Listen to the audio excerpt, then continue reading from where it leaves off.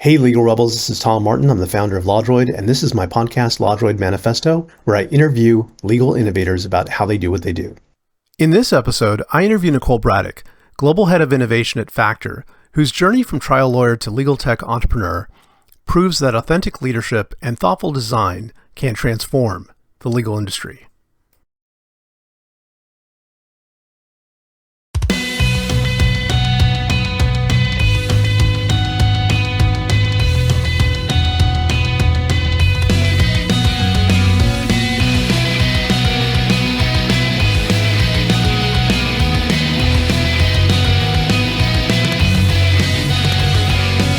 Welcome to the LawDroid Manifesto podcast. I'm Tom Martin, your host, and I'm really thrilled today to have Nicole Bradick on. Nicole is quite a legend. She is an ABA, Women in Legal Tech, Fast Case 50, ABA Legal Rebel. She is also the global head of innovation now at Factor, previously CEO and founder of Theory and Principle, which is a design and development agency.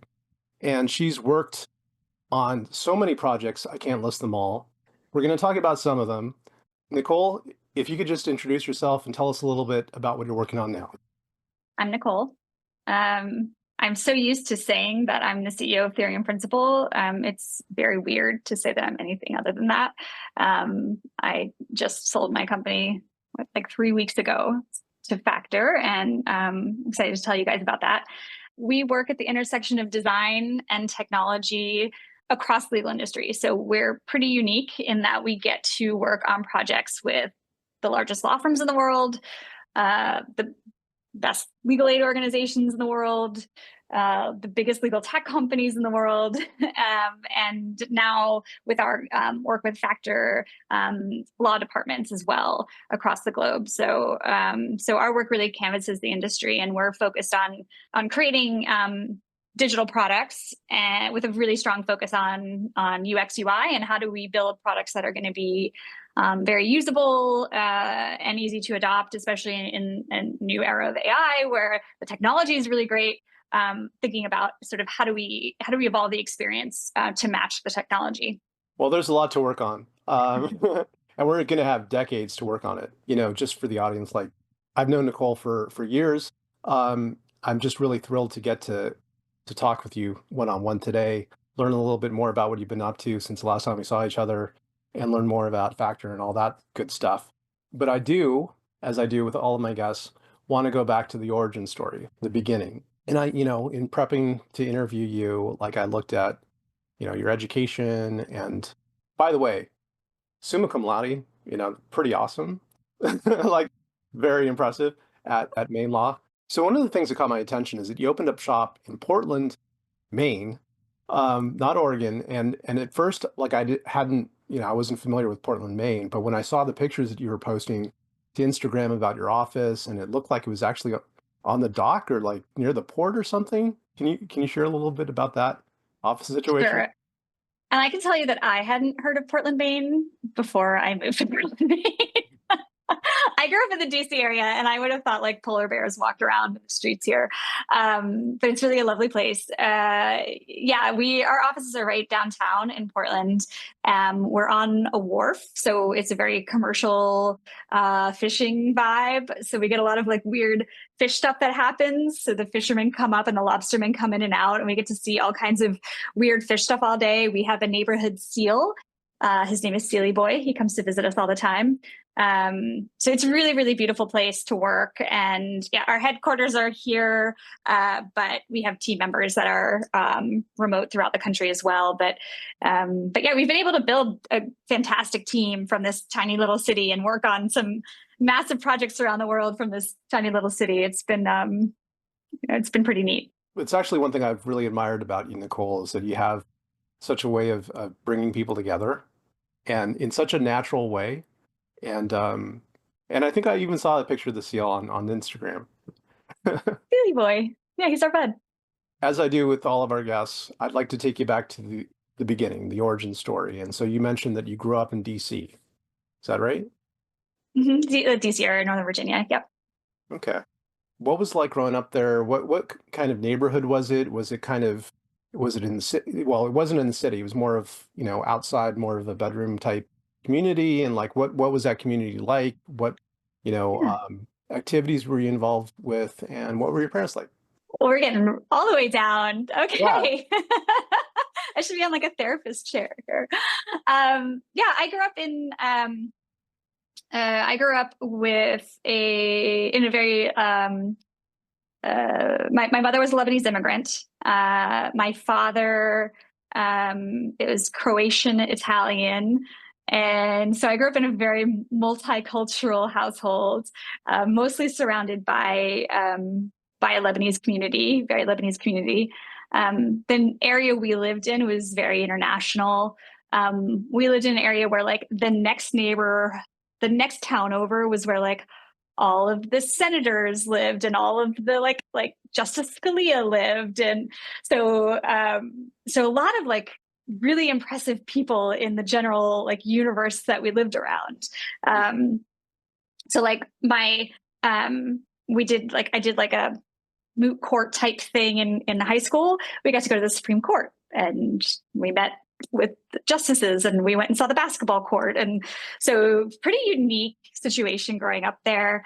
Um, we moved to that area. I was in New York for a little bit growing up, and then we moved to that area for the school system. I have an older brother who has a cognitive disability, and actually, that was sort of what pushed me into the law because we were struggling a bit with the schools there, and so we ended up getting an attorney who the ADA was like just recently enacted, and we were able to get him placed at the lab school in Washington, which is this like bonkers amazing school for people with like exactly his sort of combination of needs, and it completely changed the course of his life. Like they had him on track to be like living in assisted living, where like working at McDonald's, and he's had a job at the federal government for like 20 plus years. He lives on his own, he owns a condo, like completely independent. So that is sort of like the inspiration I had to even go to law school was that experience. My mom was a stay-at-home mom. She never graduated from high school. That's kind of was the MO back in the village. But she's a very loving mom. And my dad was we called him an international arms dealer. He's like an ex-Navy guy who then went to work as a contractor. Yeah, let's dip into that a little bit more. Like, what's going on there? To the extent you could talk about it. No, I actually like. So he had various like roles off and on with different manufacturers of like military weaponry that he would go and like try to sell to foreign governments. So like literally an international arms dealer. And quite Cool. entrepreneurial, I would think. Yeah. And I spent much of my childhood, like summers in this tiny village in Lebanon. So that was a big part of my childhood.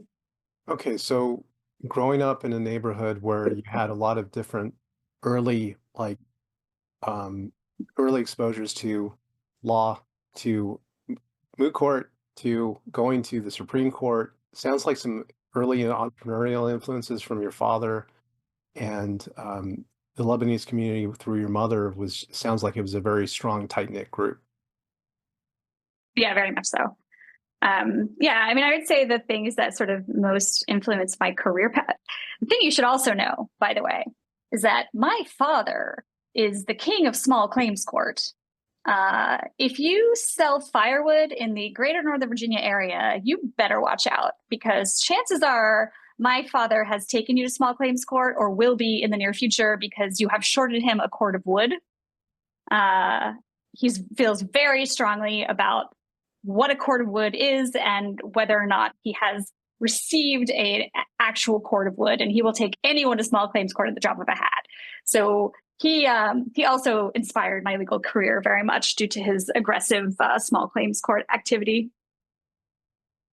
I'm a little curious about that. When was the first? How old were you when the first case came up? I don't remember. But I do remember like going with him. And I think his first like 3 to 4 small claims actions were probably against like mechanics. Like any small business that could be harassed by my father probably was at some point. So taking action, using the legal system to its highest use. my father. Um, Yeah, but those kinds of examples are important that, you know, not all of us assume that you could actually get results or that you could actually, have some influence in getting results through the legal system. Like, I think a lot of us would assume that you can't and just blow it off. but all of us have a lot of time on our hands and are unreasonable people. Well, So that there's that too. yeah. Well, okay, still like thinking about growing up in that environment, like was there did you have any like influential like uncles or cousins or just friends of the family that also like maybe you got that you thought of going to law school about, or that you got like you got a poli sci degree from Virginia Tech first, right? Yeah.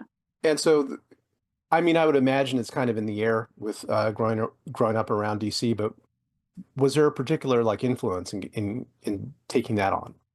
It's a really good question because it's something I actually like to talk about. And no, there wasn't. So one of the features of growing up in like a more immigrant community is that you tend to have people who are here for one of two reasons, or who are able to come here for one of two reasons. One is they have some connection, so they have they get married or something like that. So a lot of the people I knew were stay at home. A lot of the women I knew, particularly, were stay at home wives, minimally educated but lovely, lovely people. But they were stay at home wives without a career, or they were here because they were absolute geniuses. They were here on some like major fellowship because they were the top expert in something, or did something phenomenal where they were. So they were able to get some kind of fellowship to come here. Hmm. So the universe of people I knew growing up were either like not really working or like the best at whatever they did, and like absolute geniuses. So in my mind, truly, I thought lawyers were geniuses. And I thought in order to be a lawyer, you really had to be a genius. I didn't have exposure really to lawyers. I didn't know any lawyers. We didn't know any lawyers. I knew we had a family member who had a kid who went to law school, but that kid was like truly a genius.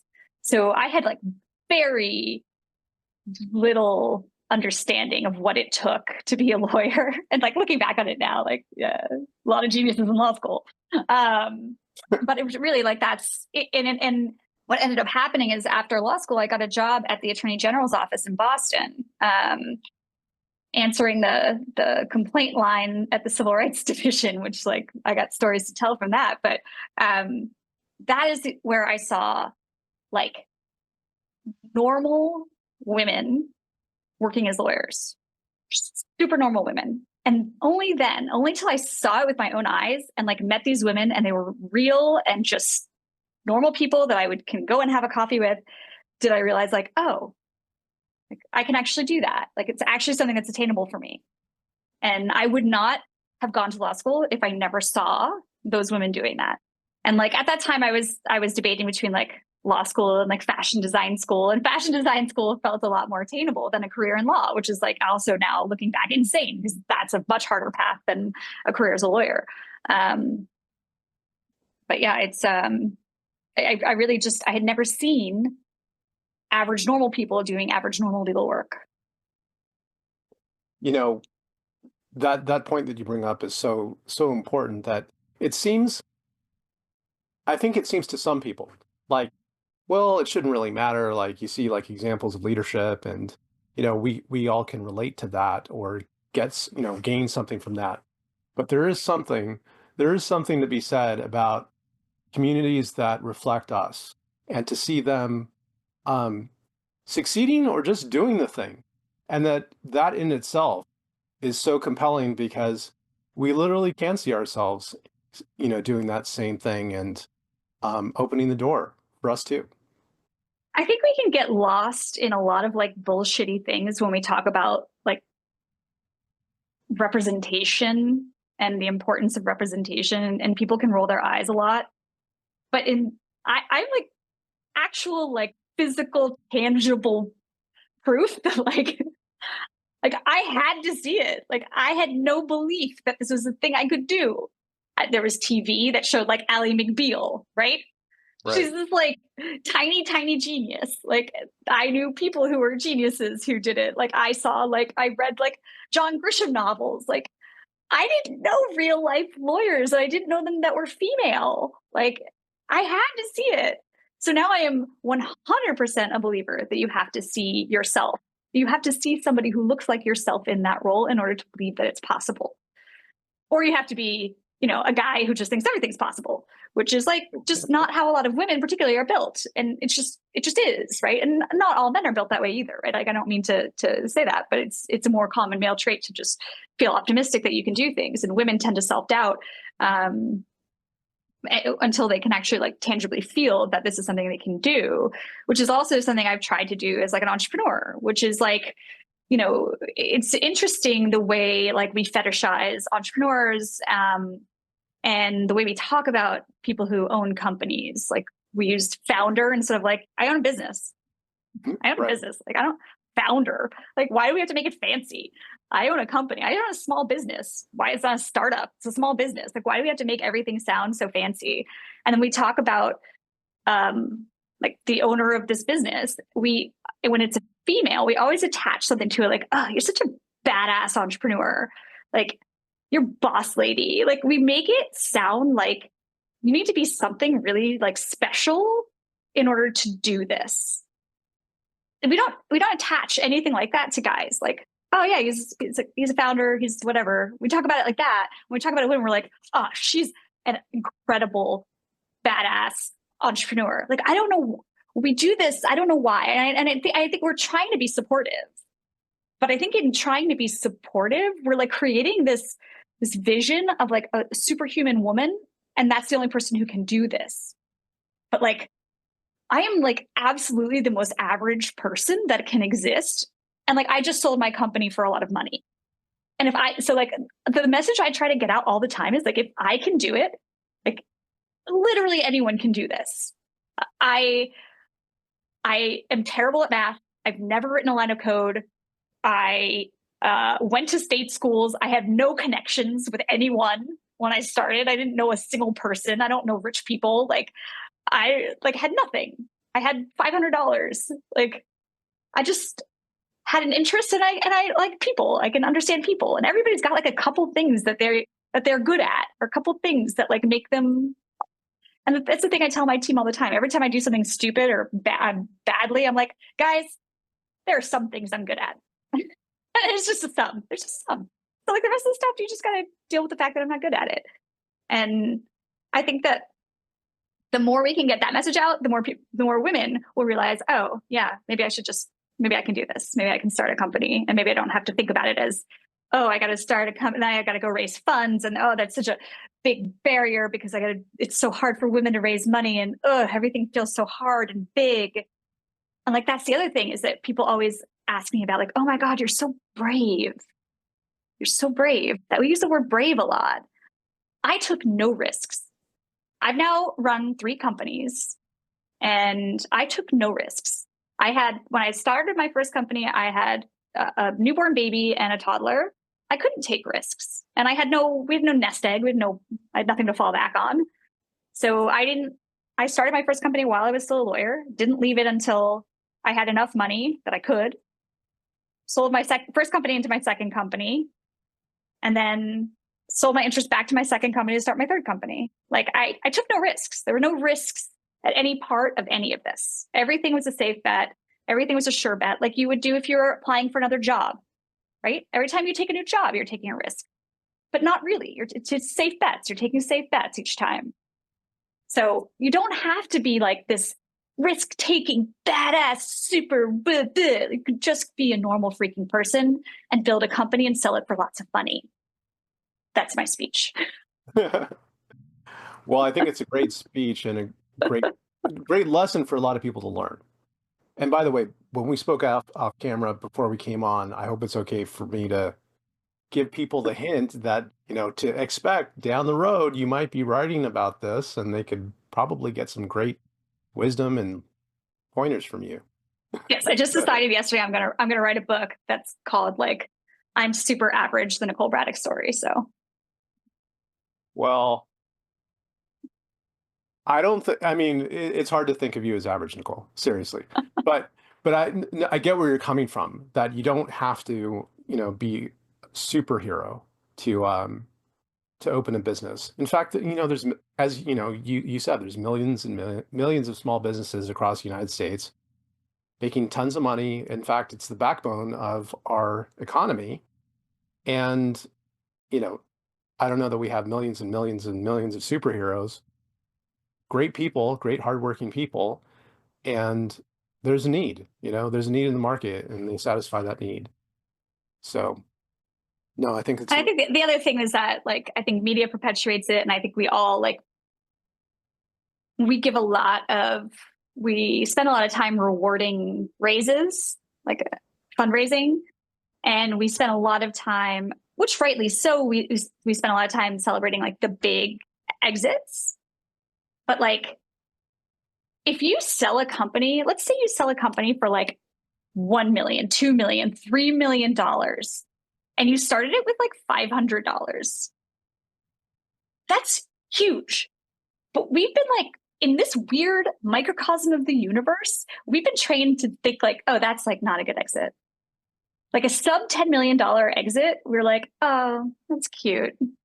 That's insane. That's life-changing money for anyone. It should be. Like, that's bonkers. Unless you come from a ton of money, that's not going to be life-changing. But like, you turn $500 into like $5 million. Like, that's crazy. Like, we should be celebrating those instead of being like, instead of having those like whisper conversations, like, yeah, I heard she sold it for, $6 million. Like, what? What's wrong with you guys? well, absolutely, especially in light of the fact that our little, sub niche here of legal tech 10 years ago, wouldn't draw that kind of interest at all. It's just more recently that there has been this interest from private, equity and money coming into it. So Yeah. yeah, I completely agree with you. I mean, what I'm doing is pretty much part and parcel of that, just bootstrap, profitable, running a business here. Hey, Great. It's great. yeah. And you've also like you've been nimble enough to like completely evolve your business as technology's evolved, as like the markets evolved, like and you haven't needed capital to do it because you've been nimble enough to do it. And it's amazing. It's great. Well, I would like to get into a little bit, in a little more detail about like the first business, like you said it wasn't a risk, that it was a safe bet, but any business really, when you start it, there's unknowns, there's risk, there's uncertainty. And, I know that, after law school, you worked at a firm, then then you transitioned out of that to things that were more alternative legal jobs. But if we do like kind of jump ahead to the first business, if you could tell us like what went into the decision that you made and like why you thought Yeah. it was a good bet and why you thought it was a safe bet. Sure. Yeah. So I had been practicing as a trial lawyer. And there's a lot I really liked about that job. But the sort of adversarial nature was really grinding, right? And I was in a type of practice where like I constantly had the same adversaries, and it just got to feel like it was really wearing me out, it was draining me. And so I started thinking like, okay, what else can I do with this law degree? And I live in a small market, and we had little kids at the time, and so we didn't want to move. And so I started looking around and doing like informational interviews. I don't know if those are still a thing, if people still do that. Because you couldn't get remote jobs then. And I was really just a victim of constraints. Like there was nothing interesting in this market to do with the JD. Like if I lived in New York, maybe I never would have started a business because maybe I would have found something that was actually interesting to do with my JD at the time. But here it was like I could work for another firm, or maybe I would have gotten like one of the like 5 in-house jobs, or like there was like very little I could do with the JD that wasn't practicing law at a private firm. So I started sort of thinking about what what to do. And this, I had this idea for this just based on like my observations of what was happening in the market and what was happening with friends of mine, to have a company that sort of brings, mostly at the time, women who had dropped out of practice because they didn't find it compatible with raising kids, but these are like super accomplished women, and matching them up with law firms who needed people like to do substantive legal work on like a just-in-time basis, right? Not rocket science, but nobody was really. That was custom counsel, right? Yeah, yeah. So I just decided to start it while I was practicing law because I was like, oh, let's give it a shot. We'll see what happens.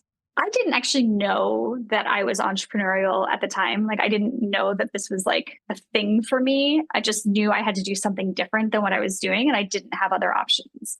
But like the second I started running that business, I was like, oh, like I kind of instinctively knew what to do or like what had to happen and like how I had to like get customers. And I had this like instinct about it all. And I was like, oh, yeah, I guess I'm supposed to be running a company. And then that company did pretty well pretty quickly, in part because like the state of innovation in legal was so sad at the time that all of a sudden like my name was like bright lights everywhere, like Nicole Bradick starts this super innovative company. It's like it was a staffing agency. So we did very well. Not very well. We did fine, enough to sustain life for my children.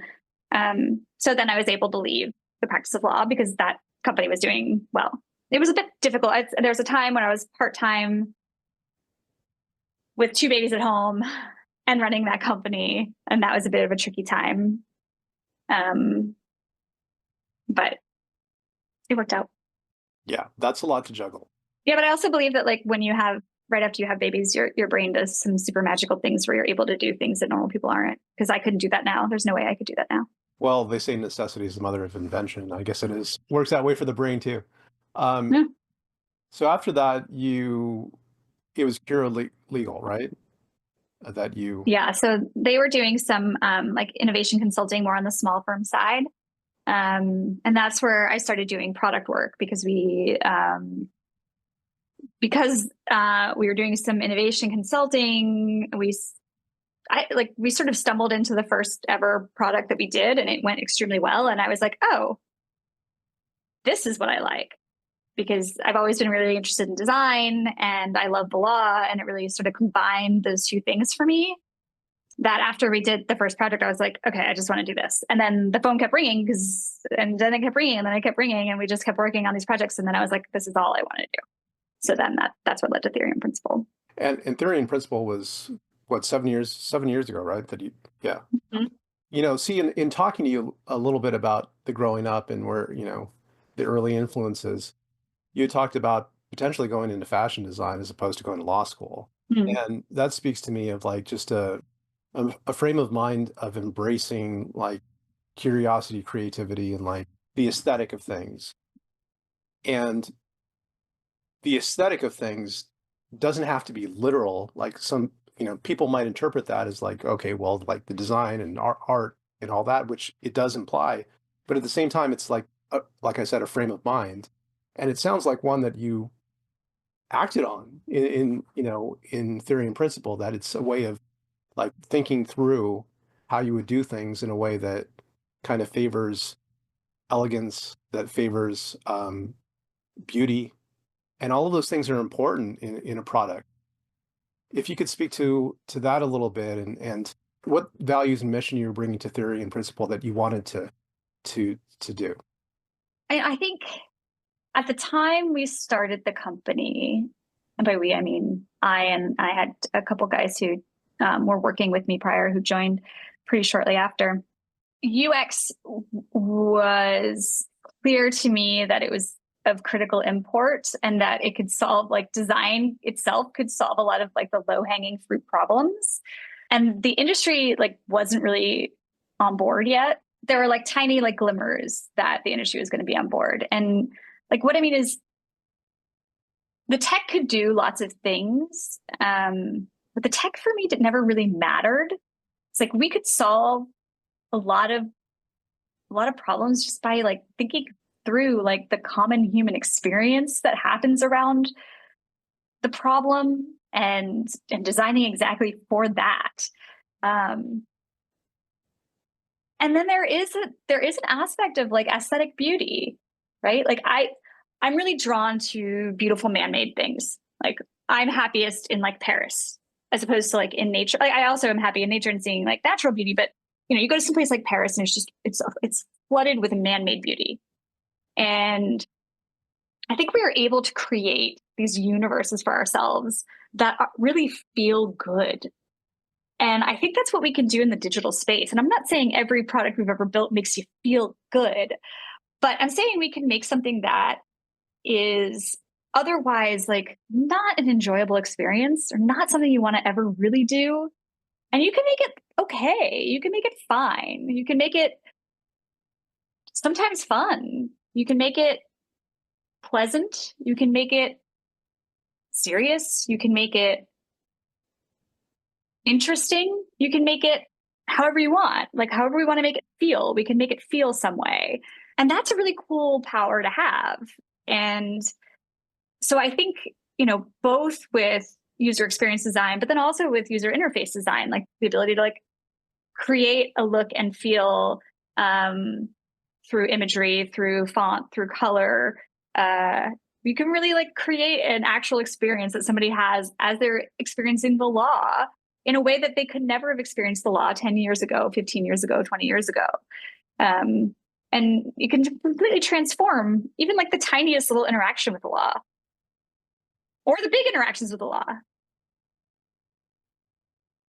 Yeah, I completely agree with you that, formerly and probably still with a lot of law firm websites and some applications that are out there, it's kind of like a 1980s beige office experience. And and you're right, like their feeling is really important, especially to ordinary people that these tools are intended to serve. Feelings are really important, and feeling accessible, feeling intuitive, feeling easy to use, and just sometimes it just looking like the place where you want to be.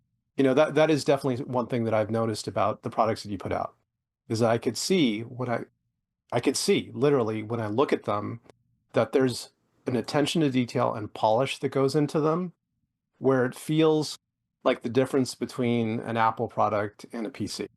You know, there's that. Very kind of you to say. Yeah, well, it's well deserved because your products reflect that. So I'm interested, we can, I guess, move over to Factor to see how you're bringing that to them. And like, I'm not going to ask you numbers or anything, but like, but like your charge is global head of innovation for Factor. So what does that mean, and what do they do, and how do you see the next few years of your vision working there? Yeah. So Factor was a kind of like perfect timing, perfect place kind of situation where we had been working on a lot of like UX problems around AI. There's a lot of interesting ways in which like the practice of design has evolved just over the last 18 months, 2 years. And it like continues to evolve. It's like rapidly evolving around how we design AI solutions. So it's a really interesting time on the design side. We've been able to be responsive to because we get a lot of client requests. We're working on a lot of client AI projects, both on like the vendor sides, legal tech companies who are building AI solutions, and law firm side.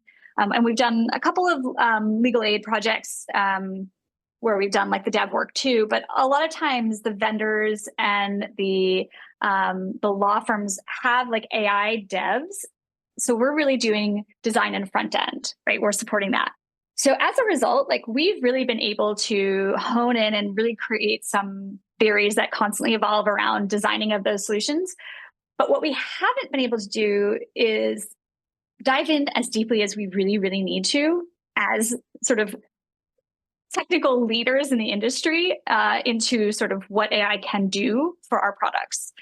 Again, we were a small business. We didn't have any investment capital. I didn't want to take any capital. So we really didn't have like a good R&D function, which in this moment, like I felt like we really needed. Factor was the opposite. Factor has a huge R&D function, brilliant R&D team who've been like, they had people who just spend their time researching and developing POCs and playing and practicing and trying and experimenting and testing, and but they didn't have a product team, somebody who can actually turn these things into, I mean, and their team's done like a great job putting like UI skins on things and being able to test that way, but they didn't have a team that can really think about the UX. They just didn't have capacity, right? Because they've been doing the other stuff that we couldn't do. So so it's kind of like a beautiful marriage where we now get to leverage all of their R&D work. They get to leverage our product expertise. We get to keep doing the sort of work we've been doing, which is like serving clients across the industry. So we're not changing our MO. We're not changing what we do.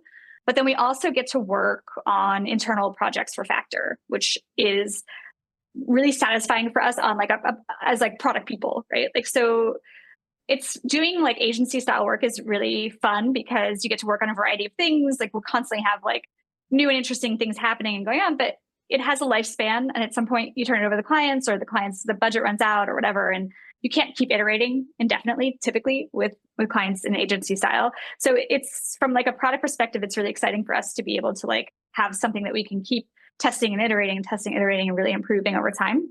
So Factor was the spinoff of Axiom, and they really focus on sort of solving the really complex high volume contract problems that corporates have, which is like perfectly lends itself to AI support, right? They have like 400, 500 attorneys who work with some of the largest corporations around the world, doing sort of high volume contract support. And even like from like, you know, some of the more like standardized work up to like relatively high level contract support. So they've been building these like accelerators, what they're calling accelerators internally, that aren't client facing. They're for their attorneys to use to speed up their work, to make a better work product, faster work product for their clients. And they've built really, really impressive things. So we're going to be continuing to work to improve those so that we can improve the output of the attorneys who are working for their clients.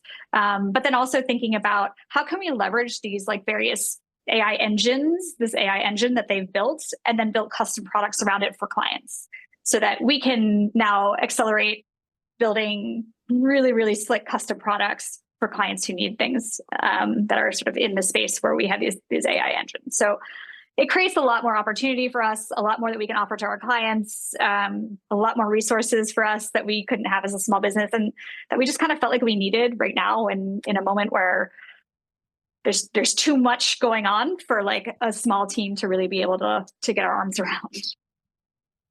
Yeah, there's too much going on for any individual, and even a team, I would say. Like it seems like 5 or 6 things drop every single day.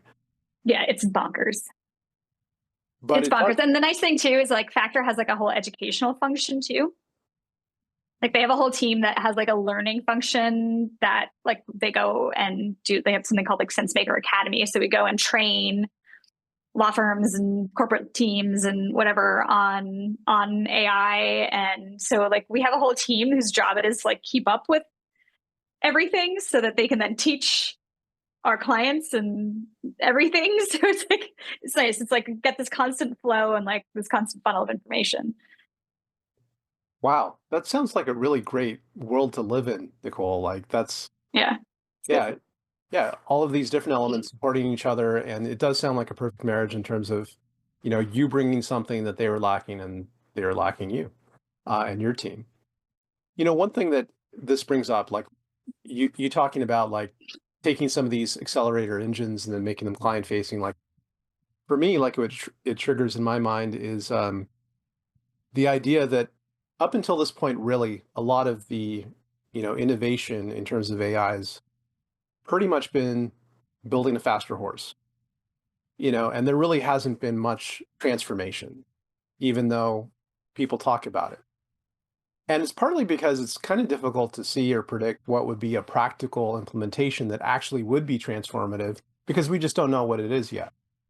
And Mhm. there's hints of it, and like one of them is what you're talking about, where you take this kind of tool that's helping the lawyers but making it external facing so that it could actually deepen that relationship with the client and make that relationship a little stickier so that they're going to likely stick with you because you're already providing them that kind of service. Is that part of the strategy there, or? Again, like the UX of AI, like how, and I'm not talking in the technology sense, like the way that people experience AI in their work is going to be constantly evolving. Every 2 months, 3 months, we probably have to like reassess. But right now, like a busy lawyer sitting in a corporate legal department, they just want answers, right? They just want an answer. They want the output. They want to know like what's our liability on this, or here's 10 contracts, can you pass them to me red line based on our playbook?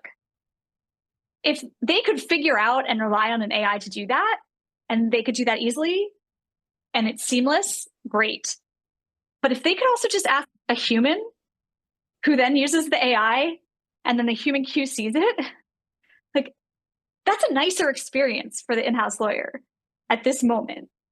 I think having that human in the loop right now, I think is mandatory for quality, right? We know that. Like we can't take a human out of the loop at any part in legal at this moment. But from a busy client perspective who's looking for output, and it's an output they can trust and rely on, I think it's really important that we think about like where in the process do we put the technology? Is it what the lawyer's communicating with immediately, or is it human to tech, or is it human to tech? Like there are stages where we really, there's like a continuum along this entire life cycle where we need to figure out where we put the humans versus where we put the machines. And I think we need to just get clever about it. And I think we need to think about it in terms of like, what do the humans actually want to be doing? And what do they need? And what do they need to trust that output and move on with their work? Absolutely. Like that thought process that you just outlined is exactly what everyone should be doing. I'm heartened to hear that you're doing it because yeah, that's the new balance. The new way of working is what we're having to figure out right now. And yeah, with the continual changes that happen, it causes that whole picture to be reimagined. So like hopefully we'll get to a place where we could shake out how that's going to look soon. And I think it will change also like based on familiarity. I think it will change based on comfort levels. It will also change in weird ways, right? Like I think as comfort levels with output rises, we're probably going to have to insert more friction, for example, because we don't want anybody sort of like auto pressing like yes, yes, yes, yes, yes, and accepting, right? Because that is shirks their ethical obligations, right? Like if a system is like 98% correct and we're comfortable with that, and they just say yes, yes, yes, yes, is that enough? Maybe. But if it's not enough, do we have to insert some friction to make sure the lawyer is checking? So it's like there are like also ways in which you wouldn't really think about rethinking the experience as people change in their experience with AI that are just going to be really fun and interesting, and they're evolving fast. Yeah, we definitely have to think of a way to keep thoughtful humans like contributing to the process and not Mm-hmm. just us being like a monkey pressing the button. Yeah, And it would definitely not there yet. yeah, and it would still leave jobs for people too, which is a fantastic upside.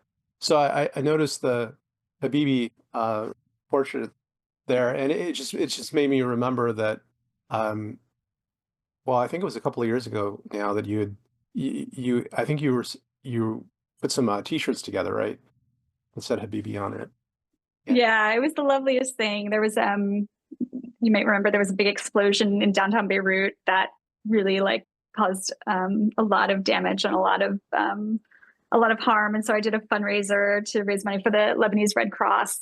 So I made these Habibi shirts, and like the legal tech community came out in force. We raised so much money, and now like every time I go to like a legal tech conference or I'll randomly get on a call, somebody will be wearing the Habibi shirt, and I cannot tell you how much it warms my heart. Bob Ambrogi wears his Habibi shirt like every day. And he always is texting me. He's like, I met a new Lebanese person today because I was wearing my Habibi shirt. Like it's just honestly, it really is a very special community, and I feel very fortunate to be a part of it.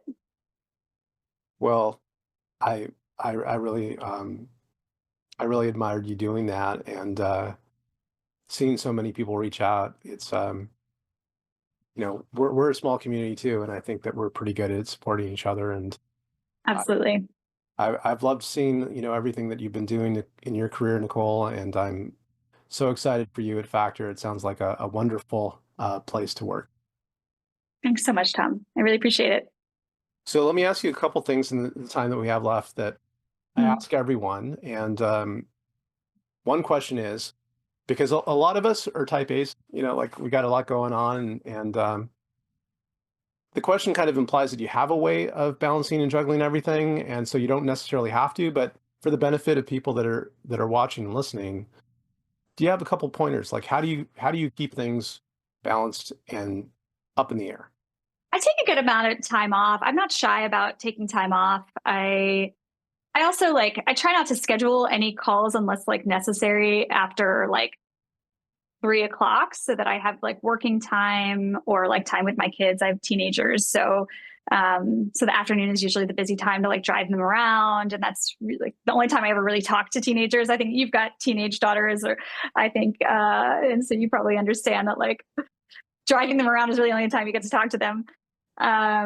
And I try not to do any work in the evenings. The evenings are really like my time to just chill. I do a lot of sewing. I design and make clothes. So I try to get time with my hobbies on the weekends. And yeah, I'm not a great person to talk to though about like balance because life is just a mishmash of all the things. Well, that itself is, that's great wisdom to share because it is the reality of it is that it is messy. There's a reason why there's that graphic of success, and it's not a straight line. It's like all this craziness headed towards the direction that you're hoping to go. So I think a lot of people, like you talked about, ordinary people can succeed. That they need to know that.